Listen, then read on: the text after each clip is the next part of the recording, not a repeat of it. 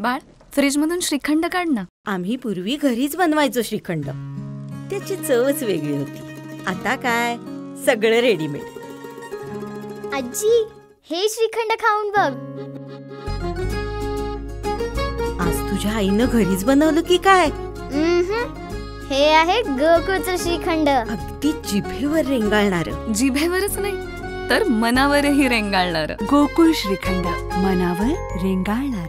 गांजा विक्री प्रकरणी एकास अटक. 2,38,450 रुपये किमतीचा मुद्देमाल जप्त. स्थानिक गुन्हे अन्वेषण शाखेची कारवाई.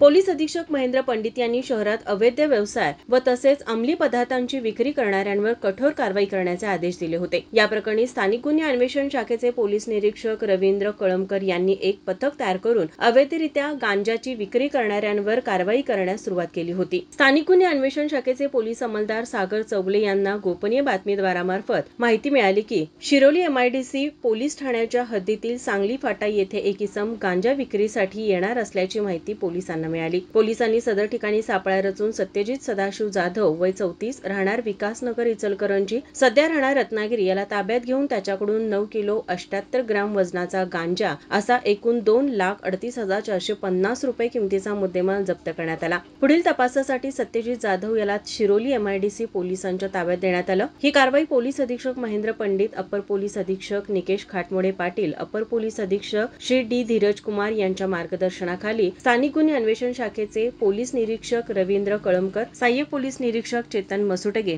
पोलीस उपनिरीक्षक जालिंदर जाधव, पोलीस अंमलदार सागर चौगले, अशोक पवार, प्रशांत कांबळे यांच्यासह आदी पोलिसांनी या कारवाईत सहभाग घेतला होता. माझा महाराष्ट्र न्यूज कोल्हापूर. ताज्या घडामोडी पाहण्यासाठी माझा महाराष्ट्र न्यूजला आजच सबस्क्राईब करा.